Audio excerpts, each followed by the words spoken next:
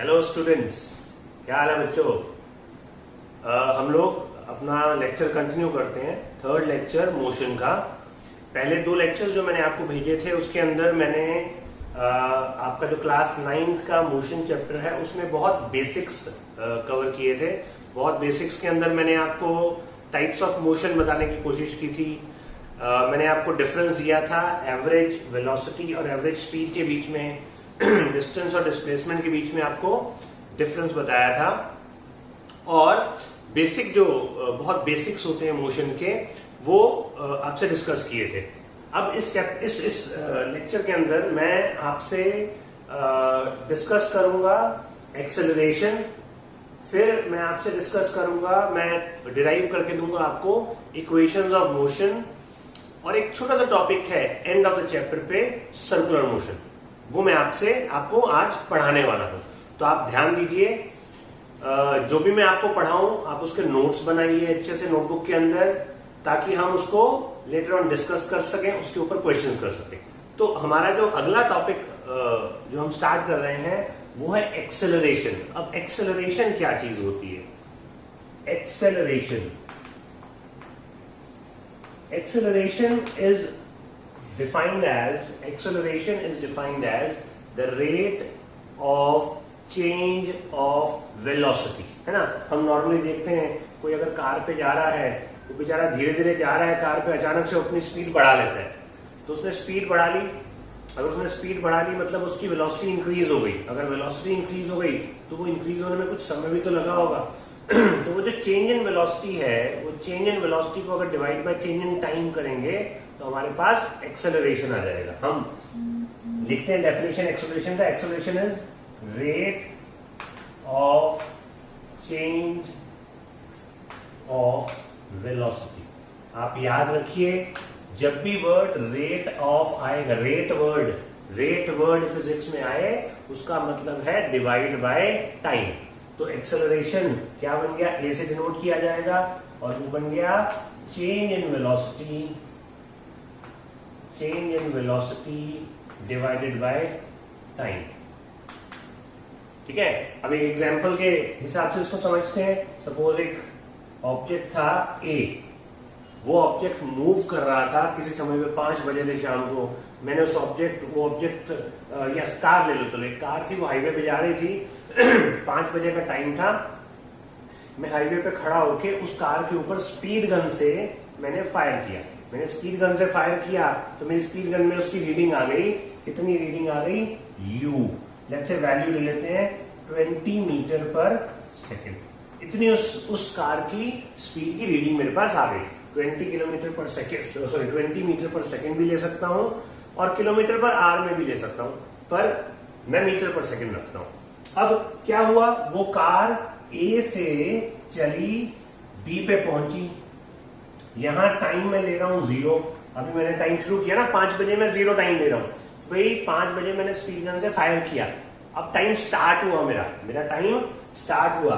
जैसे ही वो बी पे पहुंची मैंने वापस स्पीड गन से यहीं से उस पर फायर किया बी पे, तो उसकी वेलोसिटी थी v और वो थी 25 मीटर पर सेकेंड, 25 मीटर पर सेकेंड। ये t इक्वल टू 0 था। यहां पहुंचने में उसको टाइम लगा t, लेट्स से उसको टाइम लगा 2 सेकेंड। यानी पहले मैंने ऐसे स्पीड गन से फायर किया, 2 सेकेंड के बाद वापस फायर किया। तो पहले उसकी वेलोसिटी 20 थी, फिर उसकी वेलोसिटी हो गई 25। तो उसकी वेलोसिटी बढ़ी है, और कितने टाइम में बढ़ी है? 2 सेकेंड में बढ़ी है। तो मैं क्या बोलूंगा, मेरा एक्सेलरेशन क्या है? बोलूंगा acceleration is change in velocity. Change in velocity क्या होगा? Change in velocity upon time. तो मेरा चेंज इन वेलोसिटी होगा फाइनल माइनस इनिशियल। चेंज किसको बोलते हैं? Final minus initial. तो लिख देते हैं इसको v minus u upon T, v minus u upon T. तो क्या आ गया? 25 माइनस 20 अपॉन 2 विच इज 5/2। उसको हम 2.5 यूनिट क्या लिखेंगे एक्सेलरेशन का? देखो एक्सेलरेशन का यूनिट, चेंज इन वेलोसिटी का यूनिट होगा मीटर पर सेकेंड। और नीचे टाइम का यूनिट होगा सेकेंड। ये क्या बन जाएगा, मीटर पर सेकेंड स्क्वायर। ये आपको याद रखना है, मीटर पर सेकेंड स्क्वायर। तो 2.5 मीटर पर सेकेंड स्क्वायर, ये आपका एक्सेलरेशन आ गया। तो आपने जो चीज समझनी है वो क्या है, वेलोसिटी मतलब क्या हुआ, रेट ऑफ डिस्प्लेसमेंट। हमने बोला वेलोसिटी क्या होता है, velocity is rate of displacement, मतलब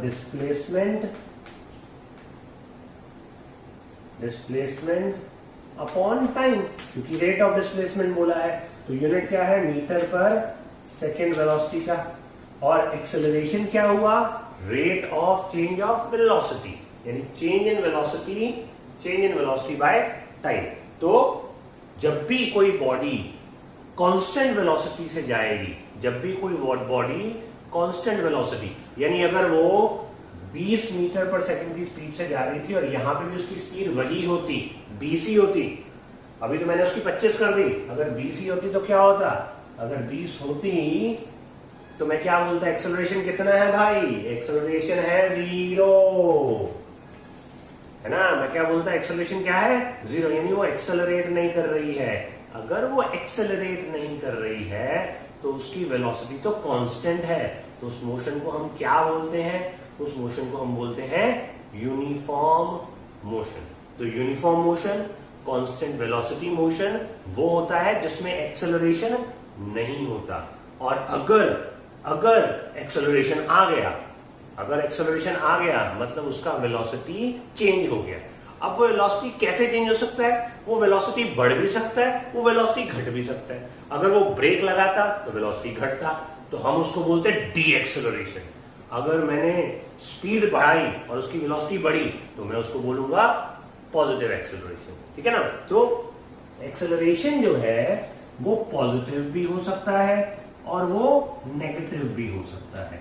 पॉजिटिव एक्सेलरेशन में स्पीड बढ़ती है, यानी वेलोसिटी बढ़ेगी, वेलोसिटी इंक्रीज होगी, और नेगेटिव एक्सेलरेशन में वेलोसिटी डिक्रीज होगी। नेगेटिव एक्सेलरेशन को हम एक नया नाम भी दे देते हैं, it is called retardation,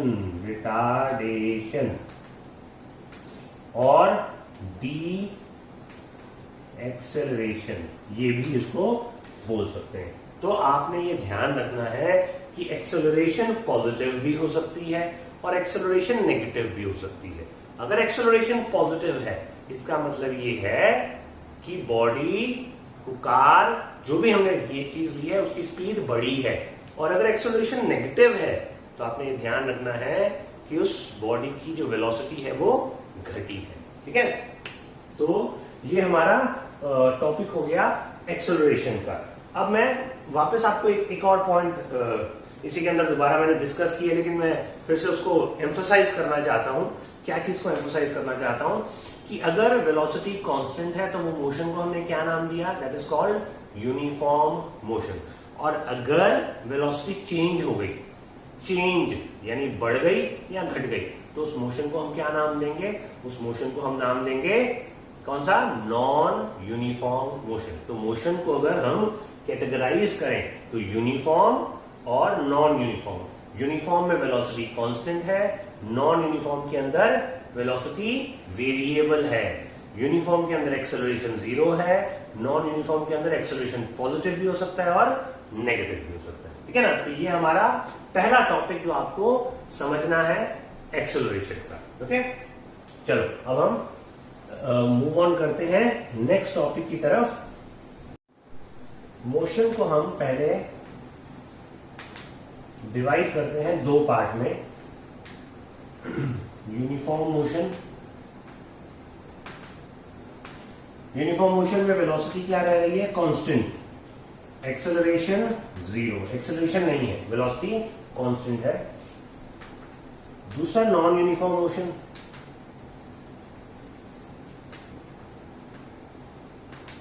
non uniform motion जिसमें एक्सेलरेशन इज देयर, एक्सेलरेशन है ना। तो नॉन यूनिफॉर्म मोशन में एक्सेलरेशन है, तो इस मोशन को बोला जाता है एक्सेलरेटेड मोशन, इसको बोलते हैं एक्सेलरेटेड मोशन। अब जब हमारे मोशन के अंदर एक्सेलरेशन होगा तभी हम इक्वेशन ऑफ मोशन डिराइव कर पाएंगे, तभी हम इक्वेशन ऑफ मोशन का यूज करेंगे। जब हमारा एक्सेलरेशन होगा ही नहीं तो वेलोसिटी तो डिस्प्लेसमेंट बाय टाइम है, खत्म हुआ काम। पर जब हमारा एक्सेलरेशन है तभी वेलोसिटी चेंज हो रही है। तो अगर क्वेश्चन में एक्सेलरेशन दिया गया है तब आप ये वाला फॉर्मूला यूज नहीं कर सकते। अगर एक्सेलरेशन दिया गया है तब आपको इक्वेशन ऑफ मोशन से उसको सॉल्व करना है। उन इक्वेशन ऑफ मोशन का हमको डेरिवेशन करना पड़ता है, हम उसको डिराइव करेंगे, थोड़ा सा ग्राफ्स को समझ लेते हैं, फिर इक्वेशन ऑफ मोशन की तरफ जाते हैं। मैं इक्वेशन ऑफ मोशन तब तक आपके लिए लिख देता हूं, आपको लर्न करनी है वो इक्वेशन ऑफ मोशन। क्या है equation of motion? v is equal to u plus at, s is equal to ut plus half at square and v square minus u square is equal to 2as। ये तीन equation है जो आपको learn करनी है। v यानी final velocity is equal to initial velocity plus a into t, formula है ये। s displacement is equal to ut, u मतलब इनिशियल वेलोसिटी, t मतलब time, plus half a into t square learn करनी है, and v square minus u square is equal to 2s। ये तीनों equation of motion आपको याद करनी है, जिससे हम काफी सारे न्यूमेरिकल्स हम इन इक्वेशंस के हिसाब से सॉल्व करेंगे, इसको डिराइव भी करेंगे। इनको डिराइव करने से पहले मेरे को आपको ये दोनों का डिफरेंस फिर से क्लियर करना था, और दूसरी चीज मैं आपको कुछ ग्राफ्स के बारे में समझाना चाहता हूं। ग्राफ्स का टॉपिक क्लास 9th के लिए आपके लिए बहुत बहुत बहुत इंपॉर्टेंट टॉपिक है। आपके फाइनल एग्जाम तक इस चैप्टर में से जो पूछा जाएगा वो ग्राफ्स के ऊपर ही पूछा जाएगा, ठीक है। तो हम पहले ग्राफ्स को अच्छे से समझते हैं। इन चीजों को आप नोट करिए और फिर हेडिंग लिखिए, ग्राफ्स यूज्ड इन मोशन।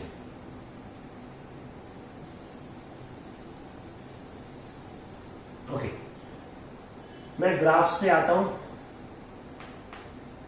दो तरह का ग्राफ हम पढ़ेंगे। एक ग्राफ पढ़ेंगे एक्सटी कर्व। एक्सटी कर्व का मतलब है position versus time curve, position versus time curve. और दूसरा हम पढ़ेंगे VT curve, velocity versus time curves. ये दो तरह का ग्राफ हम पढ़ने वाले हैं। पहले हम पोजीशन टाइम पे आ जाते हैं। पहले हम ग्राफ एक बना लेते हैं। एक्चुअली हमने ग्राफ बना लिया, एक्स मार्क कर लिया, टी मार्क कर लिया। एक्स मतलब पोजीशन। एक एग्जांपल से समझने की कोशिश करते हैं। कोई भी कार है ए, वो ये गिवन पोजीशन पे है, समझो ये हमारा कोऑर्डिनेट एक्सिस है, ये हमारा एक्स एक्सिस है। एक्स एक्सिस पे देखें तो ये 2 सेंटीमीटर का पोजीशन मार्क कर देते हैं। तो एक कार है जो इनिशियली 2 पे है, यहां से चली, चलते चलते चलते चलते चलते 6 पे पहुंच गई इस पोजीशन पे, ठीक है। 2 से चली 2 से, यानी x1 उसका x1 है 2, x2 है उसका 6, ठीक है ना। 2 से 6 तक जाने में उसने टाइम लिया, उसको टाइम लगा लेट्स से 4 सेकेंड्स। कितना टाइम लगा उसको? 4 सेकेंड्स। फिर वो आगे चली, अगले 2 सेकेंड में वो 8 पे पहुंच गई, अगले 2 सेकेंड में वो 10 पे पहुंच गई। तो बेसिकली क्या हो रहा है, मैं देख रहा हूं कि अगर मैं, ये हमारी इनिशियल पोजीशन है, ये फाइनल पोजीशन है, अगर मैं final position minus initial position करूं तो यहां से यहां तक उसने कितना डिस्प्लेसमेंट किया है? The displacement that car has done is 6 minus 2, है ना। 6 माइनस 2 तो 4 मीटर का डिस्प्लेसमेंट किया उसने, कार ने। यहां से यहां जाने में उसने 4 मीटर का डिस्प्लेसमेंट किया है, और यहां से यहां जाने में उसको टाइम कितना लगा? टाइम लगा 4 सेकेंड। तो पोजीशन ए से पोजीशन बी, ए से पोजीशन में उसकी वेलोसिटी कितनी है? ए से बी तक वेलोसिटी है 4 डिस्प्लेसमेंट अपॉन टाइम, 1 मीटर पर सेकेंड की उसकी वेलोसिटी, ठीक है। अगले 2 सेकंड में देखें बी से सी तक 2 मीटर, टाइम कितना लग रहा है? टाइम भी लग रहा है 2 सेकंड। तो फिर से अगर हम देखेंगे तो वेलोसिटी कितनी आ रही है? 2/2, 1 मीटर पर सेकंड। यहां देखें तो 2/2 इज इक्वल टू 1 मीटर पर सेकेंड। तो बेसिकली जो मैं आपसे डिस्कस कर रहा हूं यहाँ पे वो क्या है कि इस कार की वेलोसिटी कांस्टेंट है, यानी यूनिफॉर्म मोशन मैं डिस्कस कर रहा हूं। ये मैंने आपको एक्स एक्सिस पे उसका मोशन दिखाया है along the x पोजीशन। अब अगर मैं ये चीज को यहां प्लॉट करूं, यहां मैं प्लॉट करूं तो 1 2 3 4 5 6 7 8 9 that's it 10। और टाइम इसी तरह से लेके जाऊं तो 1 2 3 4 5 6 8 9 10, ये 10 हो गया, ये 1 हो गया, 2 3 4 5 6। ठीक है, अब इसको प्लॉट करते हैं। कार कहां पे थी? इनिशियली कार थी कहां पे? ए पे। तो ए पे वो 2 पे थी। हम ऐसा समझते हैं 2 पे कार थी जब टाइम कितना हुआ था?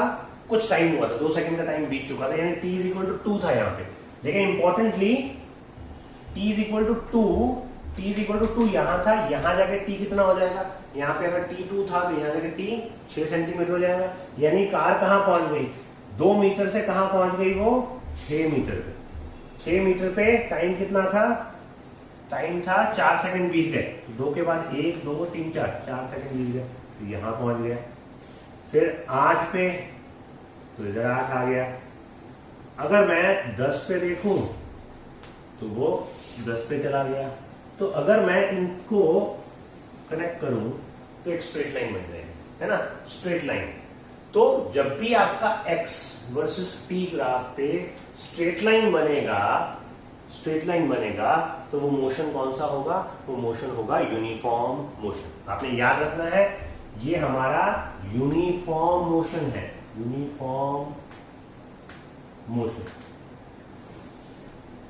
When you draw a straight line on xt curve, it is uniform motion। ठीक है, मैं इसी मोशन को एक और तरीके से, हर बार ये इतना बड़ा एग्जांपल देने की जरूरत नहीं, एक और सिंपल तरीके से आपको समझाता हूं।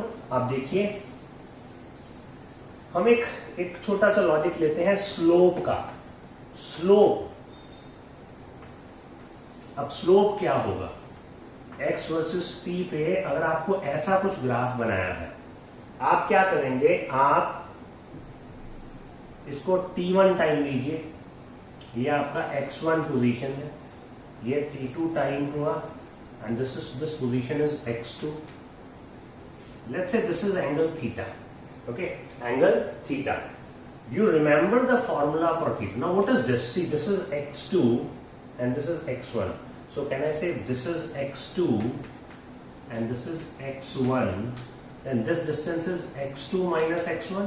ये आपका x2 minus x1, इसको मैं delta x लिखता हूँ, यानी change in position. Okay, this is change in position. Similarly, this is t2 and this is t1.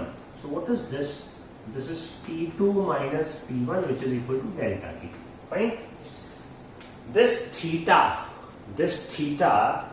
can be written as, to be more specific, I should write it as tan theta. But since you guys haven't done trigonometry, I am not putting in sin theta, cos theta, tan theta. Actually, this has to be tan theta, but you can remember it as theta also. Tan theta for any curve, for any graph, tan theta is called slope of the curve, and tan theta is defined as opposite upon hypotenuse. अब opposite upon hypotenuse यानी this tan theta, sorry, opposite upon, क्या लिख रहा हूं मैं, adjacent. This tan theta is equal to this side upon this side, है ना? ये अगर ट्राइंगल हम देखते हैं, if I look at this triangle ABC, अगर मैं ABC ट्राइंगल देखूं तो मेरा tan थीटा जो होगा वो this side upon this side होगा। तो बेसिकली अगर मैं ध्यान से देखूं तो मेरा tan थीटा क्या हो रहा है? मेरा tan थीटा हो रहा है x2 minus x1 AB upon CB, which is x2 minus x1 upon t2 minus t1, which is delta x upon delta t. What is delta x? Change in position. Change in position is called displacement. Displacement upon time.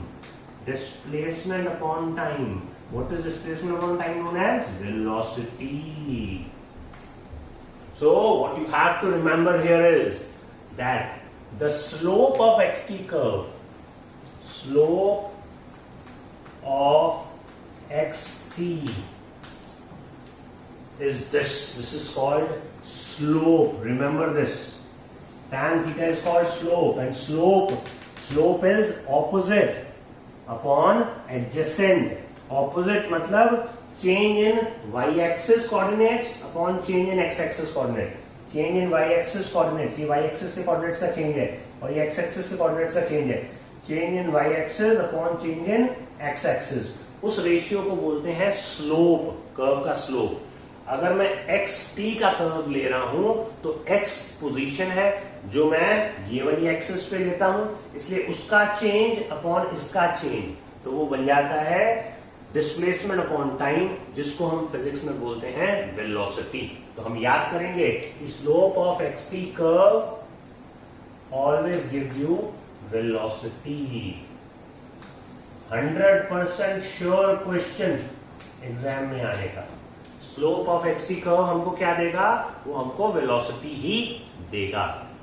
तो अगर मैं इस slope के हिसाब से, इस slope के concept से आपको आगे प्रोसीड कराऊं या समझाऊं, तो हमारा कर्व अगर ऐसा बनाया गया है, हमने बोला अगर कर्व हमारा इस तरह से बनाया गया है एक्स टी, और हम उसके अंदर एक स्ट्रेट लाइन बना देते हैं. ये हमने स्ट्रेट लाइन बना दी. अब इस स्ट्रेट लाइन को अगर ध्यान से देखें, अगर हम ये पोजीशन मार्क करें, हम यहां हैं पोजीशन 1 पे. पोजीशन 1 पे कितना एंगल बन रहा है? Theta angle. अब थीटा एंगल को देखें तो थीटा यहां पे जो थीटा होगा, और अगर मैं दो पोजीशन यहां चला गया, यहां पे जो थीटा होगा, या मैं यहां चला गया, यहां पे जो थीटा होगा, इस पूरी लाइन को अगर मैं ध्यान से देखूं तो इस लाइन पे हर जगह पे जो थीटा की वैल्यू है वो तो सेम आएगी ना बेटा. ये सारी लाइंस तो पैरेलल होंगी, तो ये सारे थीटा सेम होंगे. इसका मतलब है अगर थीटा सेम होंगे इस पर्टिकुलर ग्राफ के लिए, थीटा कांस्टेंट होगा. अगर थीटा कांस्टेंट है तो tan थीटा भी कांस्टेंट होगा. अब tan थीटा को हमने क्या बोला? tan theta is slope. tan theta is slope and slope is velocity. तो मैं बोल सकता हूं कि इस मोशन के लिए, इस तरह के मोशन के लिए हर जगह पर स्लोप कांस्टेंट है क्योंकि थीटा कांस्टेंट है, क्योंकि tan थीटा कांस्टेंट है. तो tan थीटा इज कांस्टेंट मतलब स्लोप इज कांस्टेंट, मतलब कि वेलोसिटी इज कांस्टेंट. ये थोड़ा सा बढ़िया कंसेप्ट है जो जनरली स्कूल में नहीं बताया जाता है, क्योंकि 9th में बच्चों का लेवल उतना नहीं बढ़ पाता है. 11th में तो हम बताते हैं, पर अगर आप इसको मेजरली 60-70% भी ग्रास्प कर लेंगे ध्यान से, तो आपको बहुत हेल्प करेगा. तो अगर लाइन ऐसे स्ट्रेट दी है, अगर हर पॉइंट पे हम थीटा देखें तो वो थीटा कांस्टेंट होगा, tan थीटा कांस्टेंट होगा, क्योंकि थीटा की वैल्यू तो फिक्स होगी भाई. 30 डिग्री आ गई. अब 30 डिग्री आ गई तो tan 30 की वैल्यू यहाँ सब जगह 30 तो है, तो tan 30 भी सेम रहेगा. तो 30 अगर tan थीटा सेम रहा तो आपका स्लोप हम बोलेंगे कांस्टेंट है, और स्लोप तो वेलोसिटी देता है. किसका स्लोप? xt का स्लोप वेलोसिटी देता है, यानी वेलोसिटी कांस्टेंट है. तो ये मोशन हो गया आपका यूनिफॉर्म मोशन. ठीक है. तो मैंने आपको कंसेप्ट ऑफ स्लोप बताया. कंसेप्ट ऑफ स्लोप से मैंने एक ग्राफ डिस्कस कर लिया, वो ग्राफ है यूनिफॉर्म मोशन का. अब इसी कंसेप्ट को मैं आगे बढ़ाते हुए, इसी कंसेप्ट को मैं थोड़ा सा और आगे लेके जाता हूं, थोड़ा सा और तरह के ग्राफ्स में आपको समझाता हूं.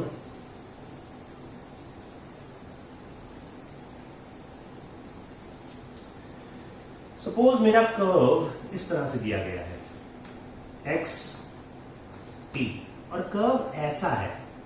अब जब भी हम कोई भी ग्राफ लेते हैं, उस ग्राफ पे दो ही तरह का कर्व बन सकता है. या तो स्ट्रेट लाइन बन सकता है, या फिर कर्व बन सकता है, या नॉन स्ट्रेट लाइन बन सकता है. तो स्ट्रेट लाइन बनाएंगे जो जीरो से ओरिजिन से पास होगी, वो तो यूनिफॉर्म मोशन हो गया.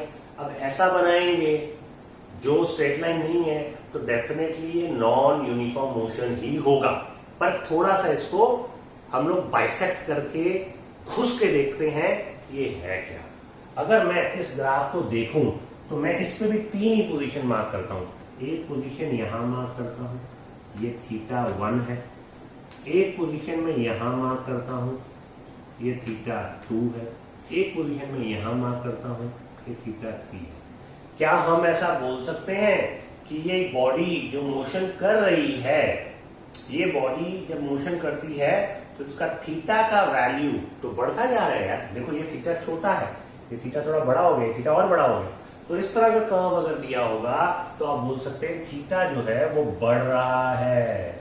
अगर थीटा बढ़ रहा है तो हम बोलेंगे टैन थीटा बढ़ रहा है। ये नहीं समझ में आएगा, चलेगा। थीटा बढ़ रहा है, थीटा बढ़ रहा है तो स्लोप बढ़ रहा है।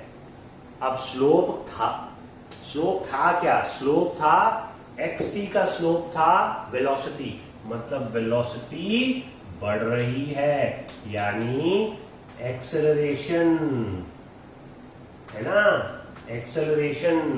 तो ये कर्व को हम बोलते हैं वेलोसिटी बढ़ रहा, मतलब इसको बोलते हैं इंक्रीजिंग वेलोसिटी कर्व। क्या बोलते हैं इसको? Increasing velocity curve. तो अगर कर्व ऐसा है तो वो इंक्रीजिंग वेलोसिटी है। अगर इसी तरह से मैं ऐसा कुछ कर्व बनाता, x वर्सेस t, पहले तो मैं एक्सिस को देखूंगा, x वर्सेस t, यानी इसका स्लोप मेरे को वेलोसिटी देगा। मैंने कर्व ऐसा बनाया। अब मैं फिर से इसके ऊपर ध्यान देता हूं तो पहले मेरा थीटा ये रहा, थोड़ा सा आगे गया यहां तो थीटा ये रहा, थोड़ा सा और आगे गया, अरे ये थीटा तो घट रहा है। तो इसका मतलब है इस तरह का कर्व अगर दिया हो, किसकी तरफ मुड़ रहा है कर्व? टी की तरफ, तो आपका थीटा घट रहा है। तो टैन थीटा जो है वो घट रहा है। टैन थीटा क्या था? स्लोप। तो स्लोप जो है वो घट रहा है, डिक्रीज कर रहा है। The slope is decreasing, slope is decreasing मतलब वेलोसिटी इज डिक्रीजिंग। तो ऐसे कर्व को नाम दिया गया है डिक्रीजिंग वेलोसिटी कर्व। इसमें भी एक्सेलरेशन है पर इसको हम डिक्रीजिंग वेलोसिटी कर्व बोलते हैं। हम ज्यादातर एक्सेलरेशन की बात नहीं करते हैं जब हम xt कर्व लेते हैं, क्योंकि xt कर्व के अंदर हमको वेलोसिटी मिलती है, हम एक्सेलरेशन नहीं ढूंढ पा रहे हैं।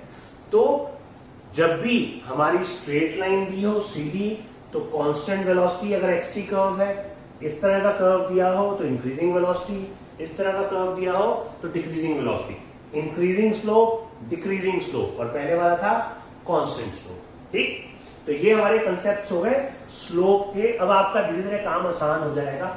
मैं जब आपसे एक दो और पॉइंट डिस्कस करूंगा तो आपको बहुत अच्छा समझ में आना स्टार्ट हो जाएगा और अच्छे से समझेंगे आप इसको।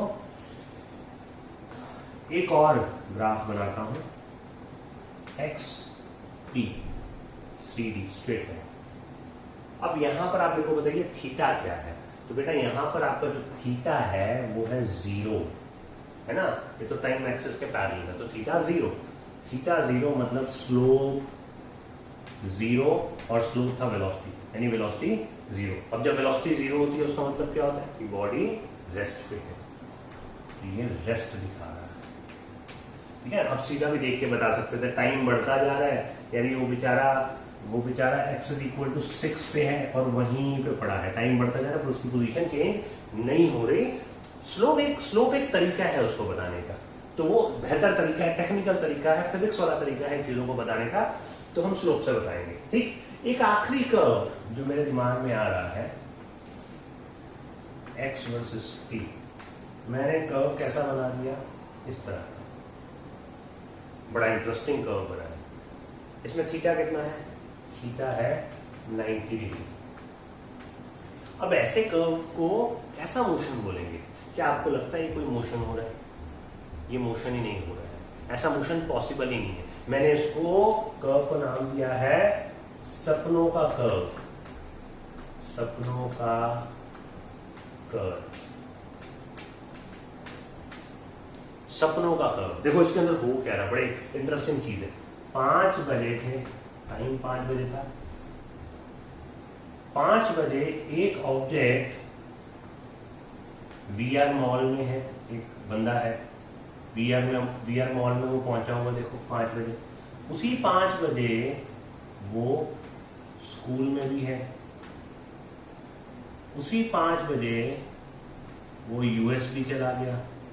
अरे यानी एक ही टाइम पे आपकी 1, 2, 3 पोजीशन। तो ऐसा तो यार सपनों में हो सकता है, रियलिटी में तो ऐसा नहीं हो सकता कि टाइम रुका हुआ है और हम उसी टाइम पे अलग अलग पोजीशन में, है ना। तो ऐसा कर्व अगर दे दिया तो आप लिख दीजिए, ये मत लिखिएगा, सपनों का कर्व नहीं लिखना है। It is not a graph of dreams, ये हमारी आपस की बात है। आपने लिखना है this is not possible, this graph is not possible, खत्म। कभी भी हम टाइम के परपेंडिकुलर कोई भी कर्व नहीं बनाएंगे फिजिक्स में, ऐसे ग्राफ पॉसिबल नहीं है। टाइम रुकता नहीं है, टाइम हमेशा चलता रहता है, ठीक है। तो ये हमारे एक्सटी कर्व्स हो गए। X t curves, slope of x t curve हमको क्या दे रहा है? वेलोसिटी। दिमाग में फिट कर देना है कि स्लोप ऑफ एक्सटी कर्व हमको वेलोसिटी देता है, ठीक है ना। और स्लोप मतलब क्या? वाई एक्सिस पे जो भी कोऑर्डिनेट दिया हुआ है, वाई एक्सिस पे कुछ भी दिया हुआ है, वाई एक्सिस का चेंज अपॉन एक्स एक्सिस का चेंज। जैसे अगर सपोज करो यहां दिया है समझो दिया z और यहां दिया है u, तो आपसे बोले कोई ग्राफ इसका, ये यहाँ पे जो भी ग्राफ बनेगा उसका स्लोप क्या होगा, तो आप बोलेंगे slope is equal to z delta. Delta मतलब change in z, okay. Delta का मतलब z in change in z upon delta u। नहीं याद है डेल्टा तो z बाई u लिख दो, चलेगा। तो इसका चेंज अपॉन उसका चेंज, वो हमको स्लोप देगा, ठीक है ना। तो मैं ये जो मैंने आपको ग्राफ बनाए हैं इसको समराइज करके दूसरी तरह का ग्राफ आपसे डिस्कस करता हूं। इसको हम समराइज करते हैं जल्दी से, क्विकली, एक ही ग्राफ के अंदर इसको समराइज कर देते हैं। यहाँ पर क्या समरी मारेंगे हम? ये मारते हैं समरी, एक्स टी लेवल कर दें 1 यूनिफॉर्म मोशन, ऊपर बढ़ रहा है 2 इंक्रीजिंग वेलोसिटी, 3 डिक्रीजिंग वेलोसिटी, 4 मतलब क्या? 4 मतलब लॉकडाउन, रेस्ट पे है, रेस्ट लिख मत देना लॉकडाउन। 5th, इसको भी सपनों का ग्राफ लिखना नहीं है, सिर्फ सुनना है, नॉट पॉसिबल, है ना। तो ये 5 आपके अलग अलग ग्राफ हो गए, इसको आपको समझना है अच्छे से। मेरे को उम्मीद है कि आपको समझ में आया होगा। फिर भी कुछ भी नहीं समझ में आया तो आप मेरे को मैसेज कीजिएगा, ओके। अब मैं दूसरे ग्राफ पे आता हूं। दूसरा ग्राफ कौन सा है? VT graph. अब मैं वीटी ग्राफ, अब आपको बड़े जल्दी समझ में आएंगी चीजें। ये वीटी है ना, वीटी ग्राफ। अब मेरे को, मैं आपसे सीधा पूछूं कि वीटी ग्राफ का स्लोप हमको क्या देगा बेटा? स्लोप क्या देगा? अब स्लोप का कंसेप्ट तो हम समझ चुके हैं। वीटी एक्सटी ग्राफ का स्लोप बोला था तो change in x by change in T किया था। तो वीटी का अगर स्लोप बोलेंगे तो वीटी का स्लोप होगा change in v upon change in t। अब चेंज इन v मतलब change in velocity upon change in time, या ये तो एक्सेलरेशन होता है। तो slope of VT graph gives you acceleration, change in velocity by change in time. अगर यहां पर मैं ऐसा ग्राफ दे दूं नंबर 1, तो क्या थीटा हर जगह पर सेम रहेगा? थीटा हर जगह सेम रहेगा, तो मैं बोलूंगा 1 में थीटा कांस्टेंट, यानी स्लोप कांस्टेंट, यानी स्लोप तो एक्सेलरेशन था, तो एक्सेलरेशन इज कांस्टेंट। तो पहला ग्राफ मेरा हो गया कांस्टेंट एक्सेलरेशन कर्व। कौन सा ग्राफ? कांस्टेंट एक्सेलरेशन है, ओके। दूसरा ले लेते हैं, क्या बोलेंगे दूसरा? थीटा बढ़ रहा है, स्लोप बढ़ रहा है, यानी कि एक्सेलरेशन इंक्रीज कर रहा है, तो हम बोलेंगे इंक्रीजिंग एक्सेलरेशन कर्व। ये है इंक्रीजिंग एक्सेलरेशन कर्व। ठीक, तीसरा ले लेते हैं, क्या आएगा ये तीसरा? तीसरे में थीटा घटेगा, इसी तरह से थीटा डिक्रीज कर रहा है, तो स्लोप डिक्रीज कर रहा है, यानी कि एक्सेलरेशन डिक्रीज कर रहा है, तो हम लिखेंगे डिक्रीजिंग एक्सेलरेशन। ठीक, ये तीन हो गए। चौथा जैसा उसने बनाया था ये बना दिया। चौथे में आपका स्लोप 0 है, यानी एक्सेलरेशन 0। मैंने आपको क्या बोला था? एक्सेलरेशन जब 0 होगा तो यूनिफॉर्म मोशन है ना, वेलोसिटी कांस्टेंट है, ये ध्यान रखिएगा, एग्जाम में गड़बड़ हो जाती है। हम रेस्ट लिख देते हैं, रेस्ट नहीं लिखना है, यहाँ पे आपका वेलोसिटी इज कांस्टेंट, ये यूनिफॉर्म मोशन है। इसका फोर्थ और इसका 1 एक ही चीज बोल रहा है, इसका फोर्थ यूनिफॉर्म मोशन बोल रहा है, इसका 1 यूनिफॉर्म मोशन बोल रहा है, ध्यान रखना है हमको। ओके, पांचवें कर्व पे आ जाते हैं। पांचवा कर्व हमने बनाया था ये, क्या बोलते हैं इसको? इसको बोलते हैं सपनों का ग्राफ। तो पांचवा नॉट पॉसिबल। ठीक है, पांचवा नॉट पॉसिबल। एक आखिरी कर्व यहां पे अलग आता है, वो है इस तरह का कर्व 6। ठीक है, 6 कर्व। अब इसमें क्या हो रहा है, इसको हम थोड़ा सा डिटेल में डिस्कस करते हैं कि 6 में क्या हो रहा है। आप इतने सब ग्राफ्स को नोट कीजिए।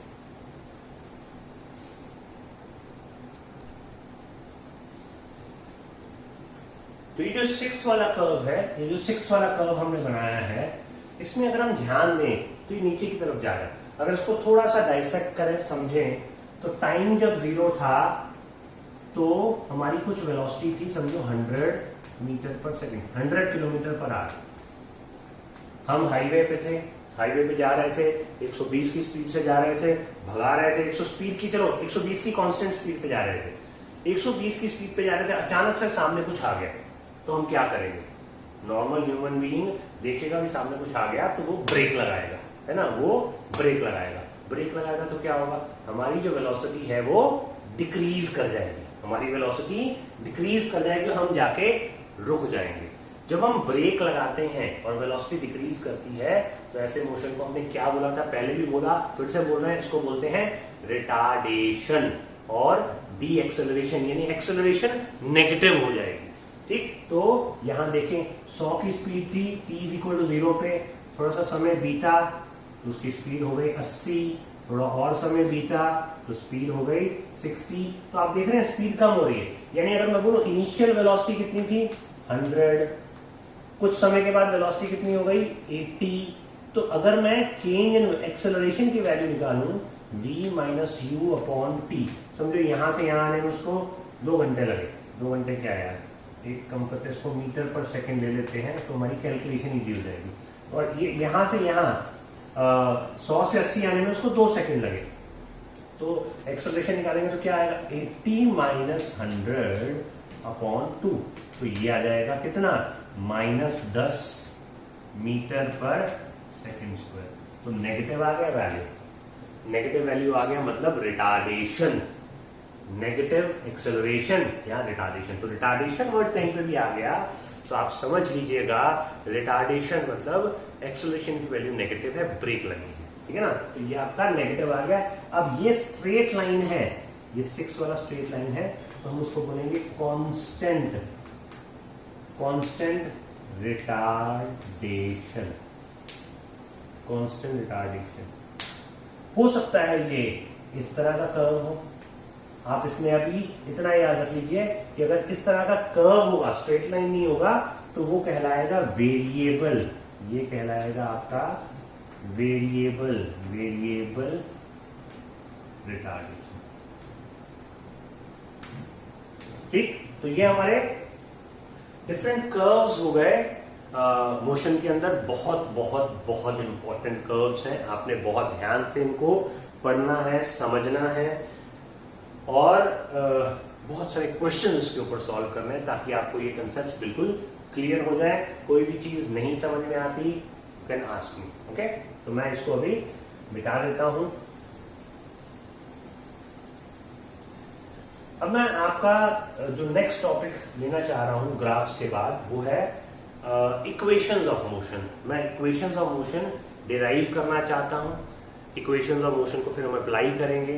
तो हम एक सिचुएशन लेते हैं, समझो एक ऑब्जेक्ट था, टाइम 0 था, हमने टाइम 0 रखा। अब टाइम 0 का मतलब क्या है? इसका मतलब नहीं टाइम 0 हो गया, टाइम तो 0 कभी हो ही नहीं सकता। समझो 5 बजे थे, मैंने अपना मोशन वहां से देखना, ऑब्जर्व करना स्टार्ट किया। तो जहां से मैं अपना मोशन ऑब्जर्व करना स्टार्ट कर देता हूं ना, वहां समझो मैंने एक स्टॉप वॉच स्टार्ट कर दी, घड़ी जो हमारे मोबाइल में स्टॉप वॉच है वो स्टार्ट कर दी। तो स्टॉप वॉच कहां से स्टार्ट होगा? 0 से, काउंटर है वो, तो 0 से स्टार्ट किया, वो t0 है। यहाँ पे टाइम 0 था, एक बॉडी थी, उसकी इनिशियल वेलोसिटी u थी, वो u की वेलोसिटी पे था।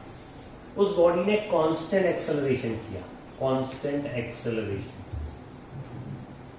कांस्टेंट एक्सेलरेशन a से चली, कुछ समय के बाद t is equal to constant acceleration किया, t is equal to t second, समझो 5 सेकेंड 10 सेकेंड जो भी, उसकी वेलोसिटी हो गई v की वेलोसिटी कितनी हो गई? v। कांस्टेंट एक्सेलरेशन है, पहले वेलोसिटी u थी, फिर वेलोसिटी हो गई v।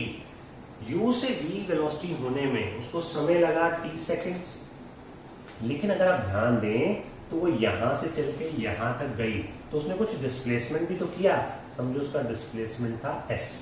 डिस्प्लेसमेंट क्या था उसका? s। तो ये सिचुएशन है, प्रैक्टिकल सिचुएशन, इसको हम ग्राफ पे रिप्रेजेंट करते हैं क्योंकि ये कांस्टेंट एक्सेलरेशन है, यानी इस मोशन के अंदर एक्सेलरेशन है, ये नॉन यूनिफॉर्म मोशन है। तो नॉन यूनिफॉर्म मोशन में हम velocity is equal to displacement by time use नहीं कर सकते। तो क्या यूज करेंगे? 3 इक्वेशन यूज करेंगे जो मैंने लिख के दी थी, आपको बोला था याद करना है। इसका ग्राफ प्लॉट करते हैं। ग्राफ कैसा प्लॉट होगा? यहां वेलोसिटी लेते हैं, यहां टाइम लेते हैं। अब टाइम जब 0 है, टाइम जब 0 है तो इसकी वेलोसिटी है u, ये वेलोसिटी u है। इसको o ले लिया, इसको a ले लिया, ये पॉइंट को a ले लिया। टाइम जब 0 था तो वेलोसिटी थी u, इतनी वेलोसिटी 0 पे ली है। कांस्टेंट एक्सेलरेशन, बेटा कांस्टेंट एक्सेलरेशन यानी वेलोसिटी टाइम ग्राफ में तो स्ट्रेट लाइन बनेगा ना, स्लोप कांस्टेंट। तो कांस्टेंट एक्सेलरेशन कुछ समय के बाद, समझो यहां ले लेते हैं, ये समय पे t सेकेंड्स के बाद उसकी वेलोसिटी कितनी हो गई? उसकी वेलोसिटी हो गई v वेलोसिटी उसकी आ गई। t सेकेंड्स के बाद उसकी वेलोसिटी कितनी है? v वेलोसिटी, ठीक है। ये इसको ऐसे यहां से ज्वाइन कर देते हैं, मार्क कर देते हैं o a b c, ये पॉइंट को ले लिया d। तो ये हमारा मोशन हो रहा है ना, कौन सा मोशन है? Constant acceleration motion. मैं यहाँ पे इसको थीटा मार्क कर लेता हूँ। मैंने आपको बताया थीटा अगर आपको दिया है तो टैन थीटा आपको स्लोप देगा उस ग्राफ का, और स्लोप जो होगा वो ऑपोजिट अपॉन, यानी अगर एक राइट एंगल ट्राइंगल आप ले रहे हैं, राइट एंगल ट्राइंगल में, तो ऑपोजिट अपॉन एडजेसेंट वो आपका स्लोप होगा। और अगर वेलोसिटी टाइम ग्राफ होगा तो उसका स्लोप आपको एक्सेलरेशन देगा। तो मैं अगर पहली इक्वेशन निकालने जाऊं तो मैं बोलता हूं according to definition of acceleration, क्या मैं लिख सकता हूं? Slope equals to slope of VT graph is equal to BC upon AC is equal to BC upon AC, है ना। BC क्या है यार? ये U है, ये V है, तो यार ये हो गया तुम्हारा V वर्सेस U, ऐसे ही हो गया।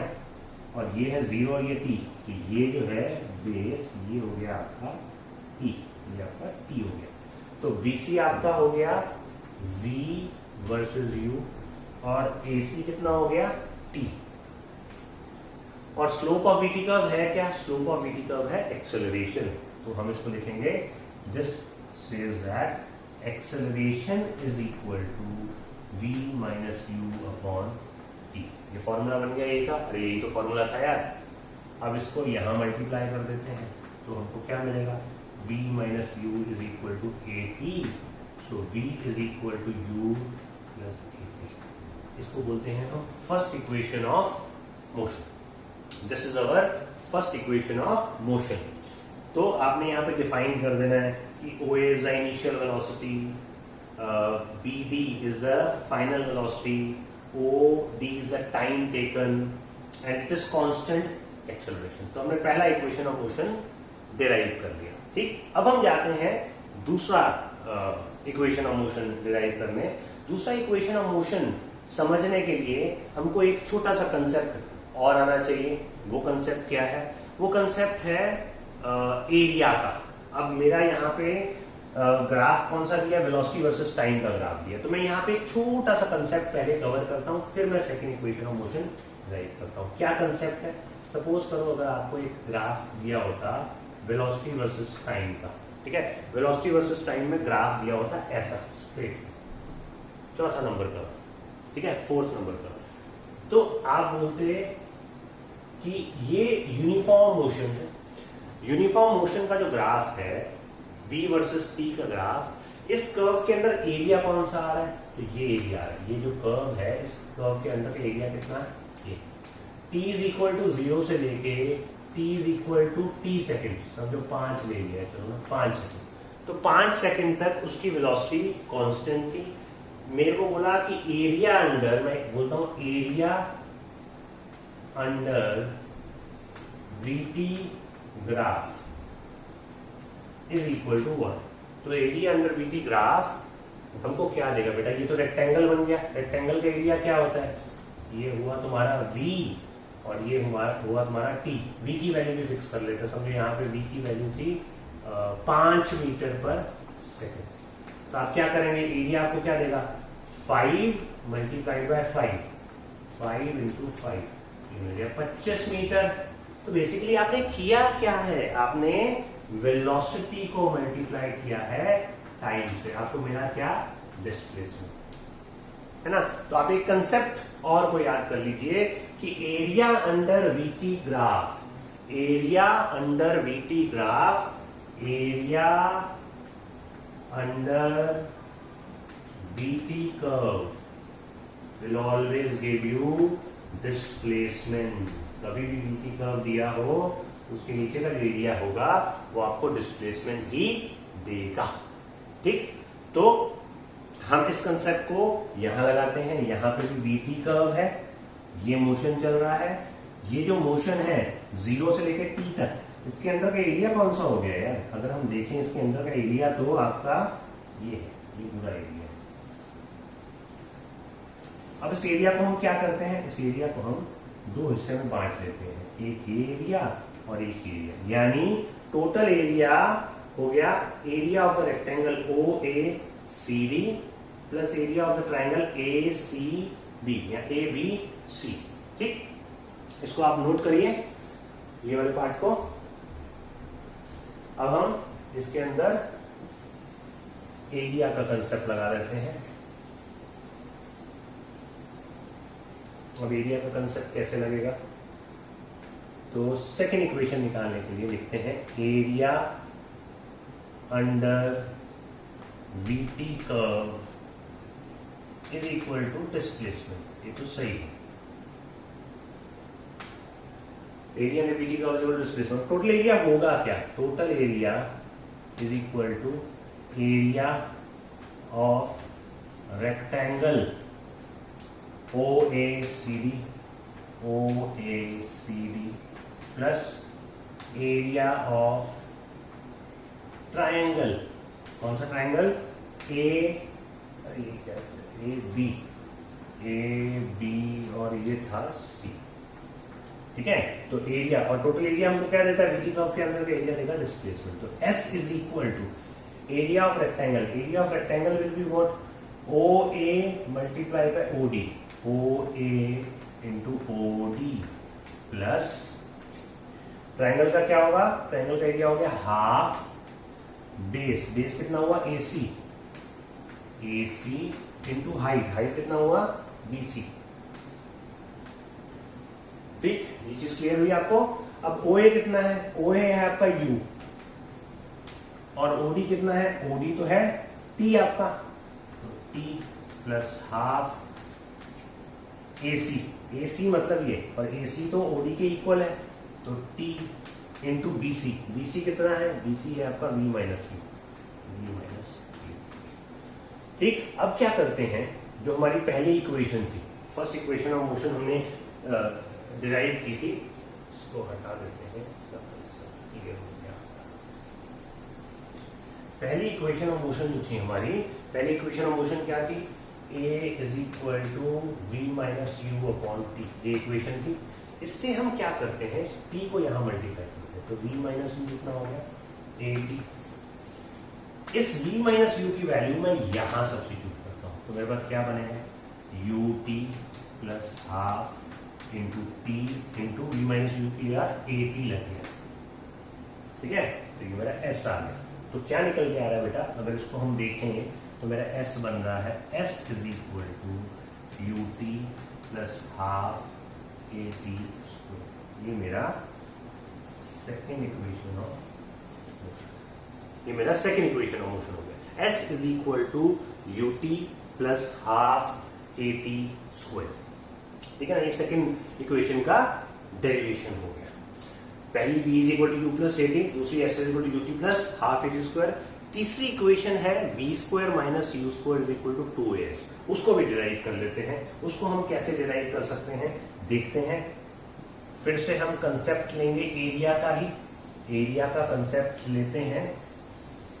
एरिया अंडर VT कर्व हमको दे रहा है डिस्प्लेसमेंट, तो मैं तीसरी इक्वेशन डिराइव करने के लिए फिर से एरिया ऑफ VT कर्व लेता हूं, जो कि मेरे को क्या देगा, डिस्प्लेसमेंट देगा।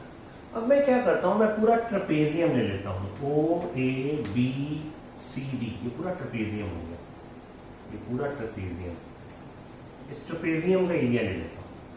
तो area is equal to area of trapezium, trapezium OABCD, अब एरिया ऑफ ट्रेपेजियम क्या होता है, half into sum of parallel sides. Parallel side बेटा कौन सी, ये और ये, तो OA plus BD, OA plus BD into the perpendicular distance. ये परपेंडिकुलर डिस्टेंस हो गई, ये दोनों साइड्स हो गई, और ये perpendicular distance OD, OD substitute करते हैं। हाफ OA कितना है, OA है आपका U, BD कितना है, तो BD है आपका V, OD कितना है, OD है आपका T, ये आपका S आ गया।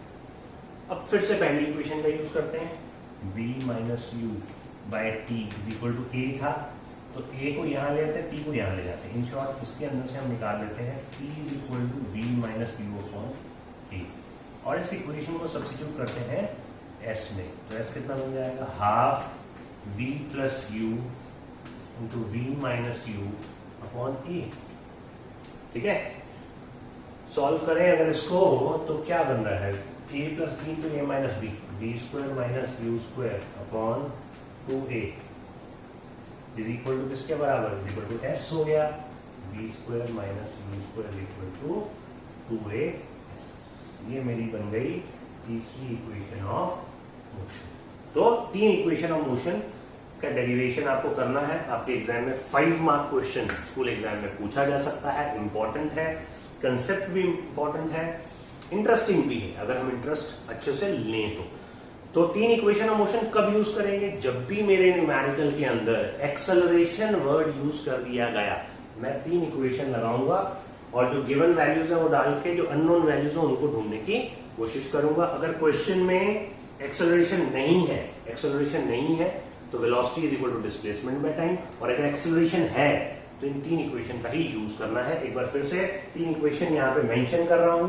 पहली equation v is equal to u plus a t, याद रखेंगे s is equal to u t plus half a t square, तीसरी v square minus u square is equal to 2a। ये तीन equation of motion आपकी हो।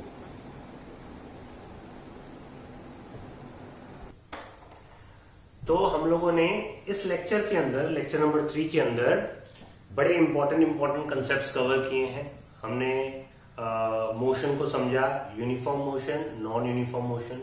अब non uniform motion के अंदर भी अगर आप ध्यान देंगे तो हमने एक्सेलरेशन को कांस्टेंट रखा, एक्सेलरेशन को वेरिएबल भी किया। अगर आप याद करें वेरिएबल कब किया तो हमने कर्व बनाया, इंक्रीजिंग एक्सेलरेशन, डिक्रीजिंग एक्सेलरेशन का, पर उसके ऊपर कोई न्यूमेरिकल नहीं आता है। अभी हमने मोशन को uniform motion, non uniform motion में बांटा। यूनिफॉर्म मोशन के अंदर हमने समझा कि वेलोसिटी का फॉर्मूला डिस्प्लेसमेंट बाय टाइम होता है।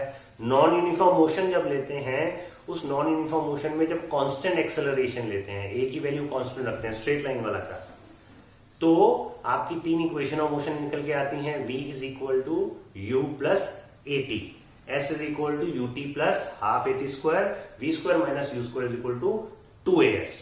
तो इन तीन इक्वेशन ऑफ मोशन पे आप बहुत सारे न्यूमेरिकल्स आपको एग्जाम में देखने में मिलेंगे, किताब में भी दिए हुए हैं, आपने उनको सॉल्व करना है। फिर बड़ा एक इंटरेस्टिंग टॉपिक और नया टॉपिक जो हमने इसमें पढ़ा है वो ग्राफ्स का है। तो आपने ग्राफ्स को बहुत अच्छे से समझना है। चैलेंज मारता हूं, 1 मार्क क्वेश्चन में पूछा जाएगा slope of x versus t graph क्या देता है। तो slope of x versus t graph आपको देता है velocity. Slope of velocity versus time graph आपको क्या देता है, तो वो आपको देता है एक्सेलरेशन। तो स्लोप के कंसेप्ट से आपने बताना है कहां आपकी वेलोसिटी कांस्टेंट है, कहां आपकी वेलोसिटी इंक्रीजिंग है, डिक्रीजिंग है, या रेस्ट है, या सपनों का ग्राफ। उसी तरह से वेलोसिटी वर्सेस टाइम ग्राफ में भी constant acceleration, increasing acceleration, decreasing acceleration, zero acceleration, not possible, retardation, इस तरह के अलग अलग कर्व्स आपको गो थ्रू करने हैं। इस चैप्टर में एक और पार्ट दिया हुआ है, वो है सर्कुलर मोशन, जो मैं अगले लेक्चर में, ये लेक्चर नंबर 3 है, आखिरी लेक्चर जो मैं आपको भेजूंगा उस पे आपको सर्कुलर मोशन के बारे में डिटेल में पढ़ाऊंगा। तब तक आप इस कंसेप्ट को अच्छे से पढ़िए, नोट्स बनाइए, study hard, keep preparing. All the best.